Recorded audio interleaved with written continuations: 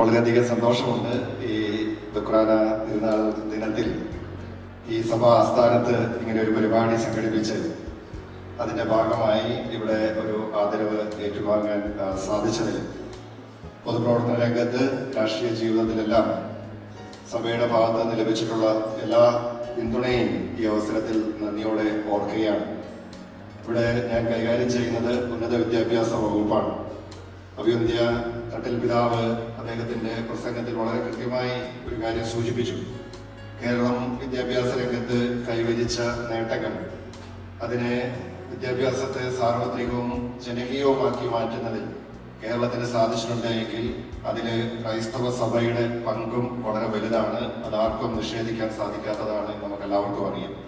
ഞാൻ കേരളത്തിന് പുറത്ത് പഠിക്കാനൊക്കെ അവസരം കിട്ടിയിട്ടുള്ള ആളാണ്. വടക്കേന്ത്യയിലൊക്കെ യാത്ര ചെയ്യുമ്പോൾ ചില സ്ഥലങ്ങളിലൊക്കെ ചെല്ലുമ്പോൾ അവിടെയൊക്കെ ഈ വിദ്യാഭ്യാസ സ്ഥാപനങ്ങൾ, കോളേജുകൾ, സ്കൂളുകൾക്കൊക്കെ ഇങ്ങനെ saint Joseph school, saint Thomas school എന്ന പേരൊക്കെ കാണാറുണ്ട്.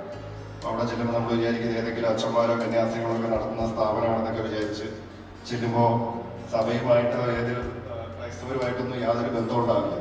അവിടെ തന്നെ ഓർത്തിന്ത്യയിലൊക്കെയുള്ള ആളുകൾ ചിലരൊക്കെ നടത്തുന്ന സ്ഥാപനങ്ങളായിരിക്കും. പക്ഷെ എന്നാലും ഒരു പേര് saint Joseph, saint Thomas, saint George എന്നൊക്കെയാണ് ഇടുന്നത്. അതിന്റെ കാരണം മറ്റൊന്നുമല്ല, ആ പേരുകൾക്ക് കേരളത്തിൽ മാത്രമല്ല രാജ്യത്തെമ്പാടും വിദ്യാഭ്യാസ മേഖലയിൽ ലഭിച്ച ഒരു ക്രെഡിബിലിറ്റി ഉള്ളതുകൊണ്ടാണ്. അത് ക്രൈസ്തവ സഭ വിദ്യാഭ്യാസ മേഖലയിൽ നടത്തിയ പ്രവർത്തനങ്ങൾക്കുള്ള ഒരു അംഗീകാരം കൂടിയാണ്. നമ്മളെ സംബന്ധിച്ചിടത്തോളം നമുക്ക് ഏറെ ദൂരം ഇനിയും മുന്നോട്ട് പോകാനുണ്ട്. പ്രത്യേകിച്ച് ഉന്നത വിദ്യാഭ്യാസ മേഖല സമഗ്രമായ മാറ്റങ്ങൾ ആവശ്യപ്പെടുന്ന ഒരു കാലഘട്ടമാണ്. ആ മാറ്റങ്ങൾ യാഥാർത്ഥ്യമാക്കി മുന്നോട്ട് പോകുവാൻ ഈ സർക്കാർ പ്രതിജ്ഞാബദ്ധമാണ്.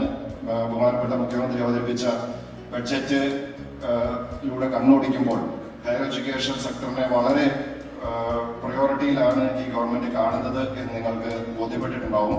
അപ്പോൾ നമ്മൾ ഈ മേഖലയിൽ നടത്താൻ ആഗ്രഹിക്കുന്ന മാറ്റങ്ങൾ, കൊണ്ടുവരാൻ ആഗ്രഹിക്കുന്ന പരിഷ്കാരങ്ങളിലെല്ലാം സഭയുടെയും വളരെ ആത്മാർത്ഥമായിട്ടുള്ള പൂർണ്ണമായിട്ടുള്ള സഹകരണവും പിന്തുണയും ഒക്കെ ആവശ്യമായിട്ടുണ്ട്.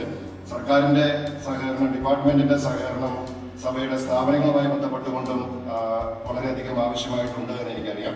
തീർച്ചയായിട്ടും ആ കാര്യങ്ങളിലെല്ലാം നമ്മുടെ എല്ലാ കൃത്യമായ ഇടപെടലുകളും ഉണ്ടാകും എന്നൊരിക്കൽ കൂടി സൂചിപ്പിച്ചുകൊണ്ട് ഈ സ്വീകരണത്തിന് ഹൃദയം നിറഞ്ഞ നന്ദി അറിയിക്കുന്നു. എല്ലാവർക്കും ദുഃഖാന തിരുനാളിന്റെ ആശംസകൾ നേർന്നുകൊണ്ട് നിൽക്കുന്നു. നന്ദി, നമസ്കാരം.